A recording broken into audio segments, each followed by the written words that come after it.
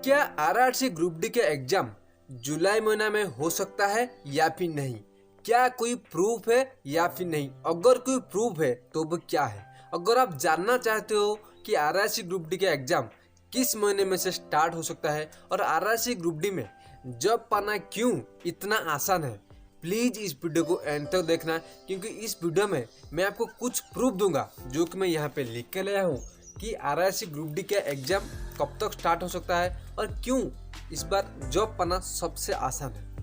First point मैं आप सभी को डिस्कस करना चाहूँगा कि आरआरसी ग्रुप डी जो 2019 का वैकेंसी निकला था 1,03,000 वैकेंसी, आप सभी को पता होगा और आप प्रिपेयर भी कर रहे हैं। तो जिसने भी अप्लाई किया था उस टाइम पर आप सभी को मैं बताना चाहूँगा कि आप लक्की हो, भगवान को धन्यवाद दो कि आप उस टाइम प्रेजेंट थे और आप उस टाइम एलिजिबल थे आरआरसी ग्रुप डी के लिए। क्योंकि अभी आपको पता होगा कोरोना के बाद कंपटीशन इतना बढ़ चुका है। मैं आपको एक एग्जाम्पल दे रहा हूँ, प्लीज ध्यान से सुनेगा, उसके बाद आप खुद ब खुद मोटिवेट हो जाओगे। अभी निकला हुआ जो एसएससी सीएचएसएल, ओके, उसमें टोटल वैकेंसी आया है 5,000, मतलब 5,000 वैकेंसी आया है। लेकिन जो एप्लीकेंट्स मतलब जो भी स्टूडेंट अप्लाई किए हैं उनका नंबर कितना पता है आपको? अगर आप सुनोगे तो आपका दिमाग हिल जाएगा। 50 लाख प्लस स्टूडेंट ने अप्लाई किया है 5,000 वैकेंसी के लिए। ये बात ध्यान में रखो और ऐसा क्यों हुआ मैं आपको बता रहा हूँ, ये भी सुनो कि 2019 के बाद जो कोरोना का कहर आया, 2020, 2021 और 2022, 3 साल में 12th इंटरमीडिएट भी पास आउट हुए, 10th भी पास आउट हुए। बहुत सारे बोर्ड में भी यह लागू हुआ कि अगर आपको मतलब 12th पढ़ रहे हो और आप एग्जाम भी नहीं दे रहे हो ना, तब भी आप पास आउट हो।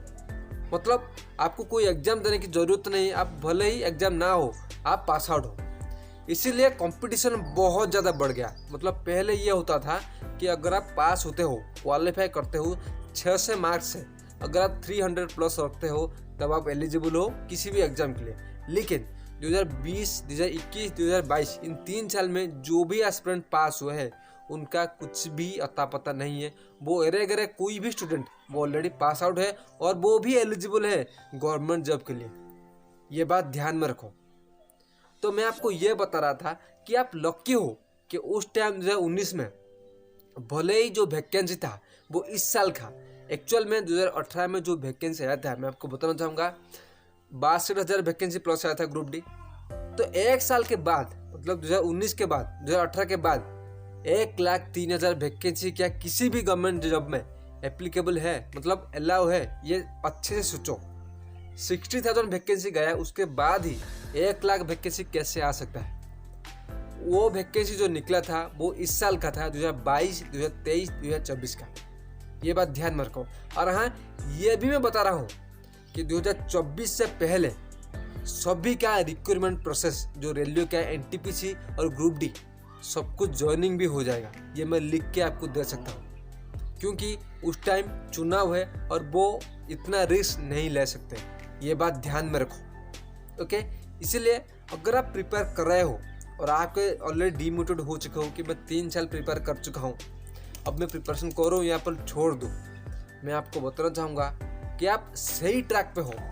अब ये मंजिल आपके पास है। मतलब अगर यहाँ पे मंजिल है रेलवे ग्रुप डी या फिर एनटीपीसी, आप यहाँ पे हो और 1 महीना 2 महीना मैक्सिमम घटेगा, मैक्सिमम। ये बात लिख के ले लो, क्योंकि मैं जो भी बताता हूँ बहुत ही एनालिसिस करके ही आपको बता रहा हूँ। आप यहाँ पर हूँ, अगर आप इस टाइम हार जाओगे ना, तब मैं आपको लिख के दे सकता हूँ आप कोई भी गवर्नमेंट जॉब नहीं पा सकते, क्योंकि यहाँ पर कंपटीशन इतना कम है।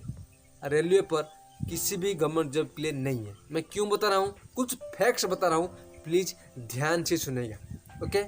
2018 में जो भी वैकेंसी आया था रेलवे में, ओके, 2019 में आया। मतलब 2018 का वैकेंसी पूरी तरह से कंप्लीट नहीं हुआ था, लेकिन 2019 का वैकेंसी आ गया।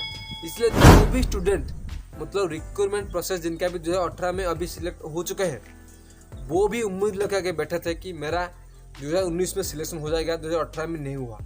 लेकिन उन सभी का 2018 में जो रेलवे वैकेंसी था उनका भी हो चुका है, आपको पता होगा।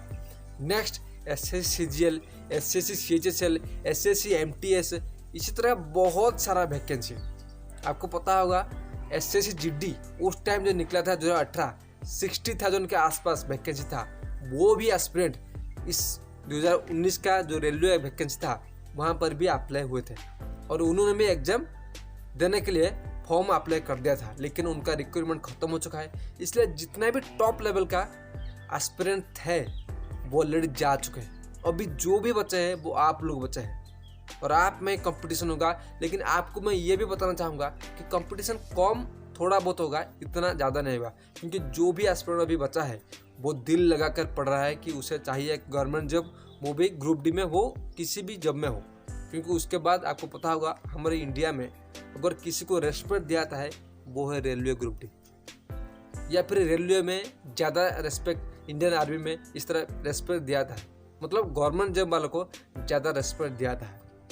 अगर एक बार आप किसी भी गवर्नमेंट जॉब में सेटल हो जाओ, उसके बाद आप जो भी करो, बिजनेस करो, कुछ भी करो, आपको कुछ फर्क नहीं पड़ेगा, क्योंकि साइड में आपको पैसा आता जाएगा। उसके साथ ही आप साइड हसल कुछ बिजनेस करोगे और कुछ सोच सकते हो, क्योंकि आप एक जगह पर स्टेबल हो। और आपको पता होगा रेलवे में सबसे ज़्यादा टाइम मिलता है, उसमें ड्यूटी कम टाइम होता है, लेकिन आपको और कुछ करने के लिए भी ज़्यादा टाइम मिलता है वहाँ पर। ये बात ध्यान में रखो। ओके, नेक्स्ट पॉइंट है, क्या रेलवे में जो 2020 के जो रिक्रूटमेंट चल रहा है, क्या जुलाई में एग्जाम हो सकता है या नहीं?